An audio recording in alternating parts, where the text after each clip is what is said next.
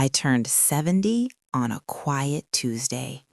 No party, no surprises, just a few phone calls, polite messages, and a cake I bought for myself at the grocery store. My name is Margaret. For most of my life, I believed that patience was a virtue. You wait, you endure, you trust that things will eventually improve. That belief carried me through marriage, motherhood, and eventually widowhood. After my husband died, people told me I was handling it well. I smiled and thanked them. Handling it well became my specialty. I lived alone in a small town in Oregon in the same house I had lived in for decades. The neighbors changed, the streets stayed the same. My days followed a predictable rhythm. Morning tea by the window, a walk around the block, errands done early to avoid crowds. I spoke to people, but rarely with them.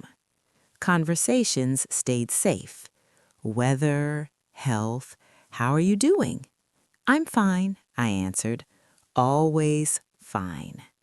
What I didn't say was that I was tired of waiting for visits, waiting for invitations, waiting for someone to notice that my life was shrinking. I had built my entire identity around being dependable and pleasant, not demanding, not complicated. That made me easy to forget. One afternoon, while standing in line at the pharmacy, something unexpected happened. The woman in front of me dropped her prescription bottle.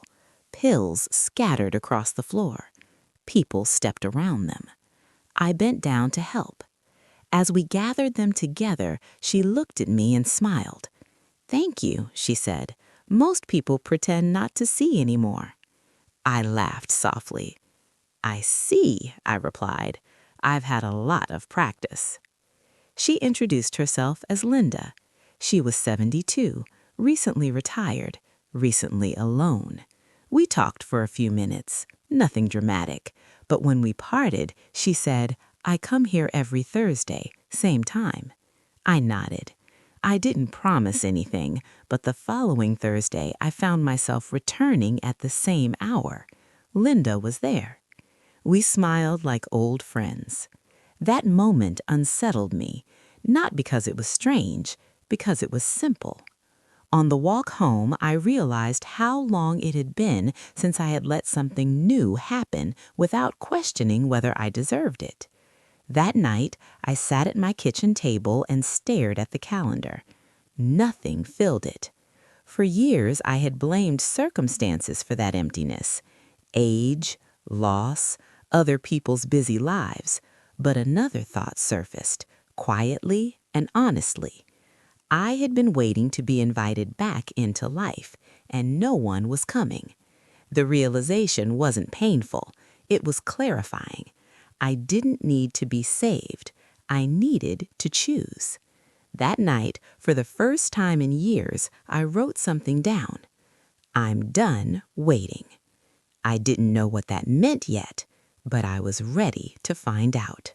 The decision didn't feel brave. It felt unfamiliar. The following Thursday, after seeing Linda again at the pharmacy, we didn't rush away. We stood outside longer than necessary, talking about ordinary things. Doctors, weather changes, how quickly time seems to move when no one is watching. Linda suggested coffee. Not a cafe, her kitchen. I hesitated, not because I didn't want to go, because I hadn't been inside someone else's home in years without a reason. "I live just down the street," she said gently, as if sensing my pause. So I followed her. Her house was smaller than mine, less polished, but warm. Photographs on the fridge, a half-finished puzzle on the table, signs of a life still being lived. We sat across from each other, mugs between our hands. "You ever feel like you disappeared without meaning to?" Linda asked.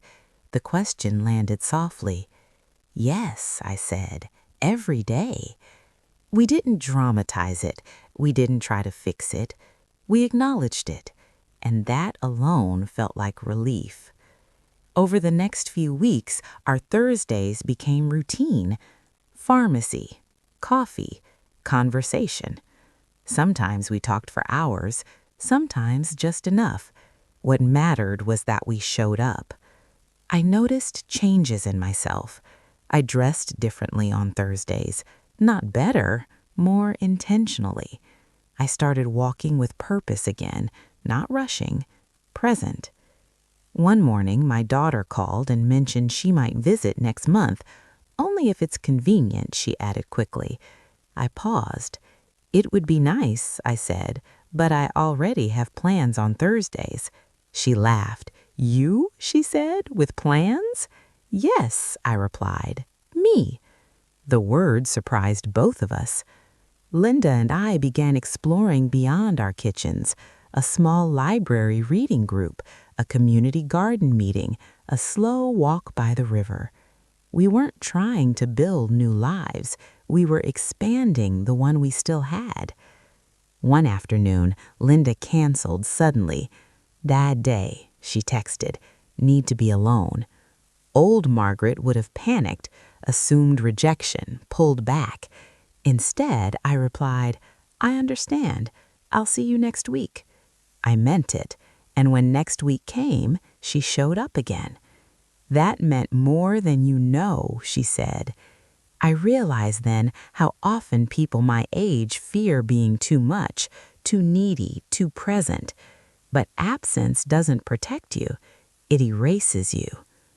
That night, I stood in my kitchen and noticed how quiet it was. But the quiet didn't feel heavy anymore. It felt like space waiting to be filled, not by noise, by choice. I wasn't waiting for invitations now. I was participating, and participation, I was learning, doesn't require permission. The test came quietly.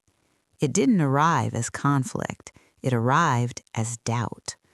One afternoon, Linda told me she was thinking about moving. My sister wants me closer, she said. Different state, new start. The words landed gently, but they shifted something inside me. I smiled, encouraged her, told her it sounded exciting. But when I went home, the old fear surfaced, the one I knew too well. Here it comes again, another connection that won't last. That night, I stared at the ceiling and realized something uncomfortable. I wasn't afraid of being alone. I was afraid of hoping. Hope makes loss visible. The next Thursday, I almost didn't go out.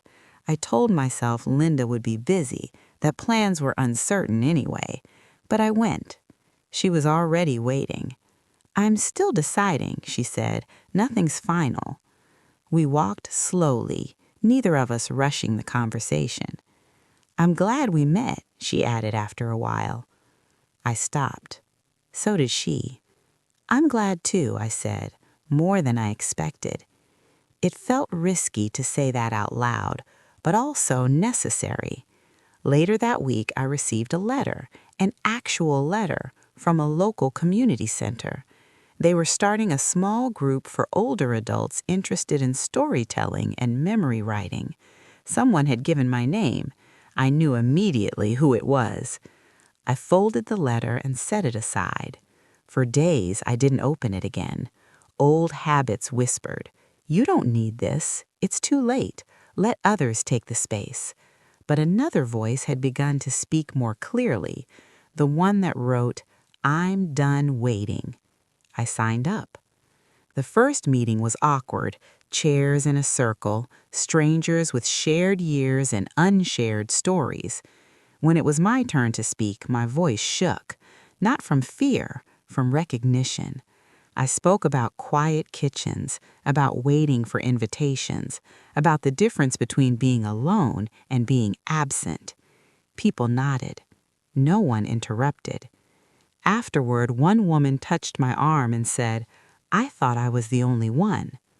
I walked home lighter, not because I had found answers, because I had stopped hiding the questions. That evening, Linda called. I decided to stay, she said, at least for now. I smiled. Good, I replied. We're just getting started. For the first time in years, the future didn't feel like something I was running out of. It felt like something I was entering, carefully, deliberately, on my own terms. The rhythm didn't arrive all at once. It formed slowly, like a habit learned with intention. Thursdays with Linda stayed. Story group meetings became part of my week. Morning walks felt less like routines and more like choices. I stopped filling my days to avoid emptiness. I let them breathe. One afternoon, after a storytelling session, I sat alone on a bench outside the community center. The air was cool, leaves moved gently across the pavement. I realized something quietly profound. I wasn't waiting anymore. Not for phone calls, not for visits, not for permission. I had spent years believing that connection happened only when someone else initiated it. Now I understood that participation is an act of courage. Linda and I talked differently now, not cautiously, not protectively, honestly.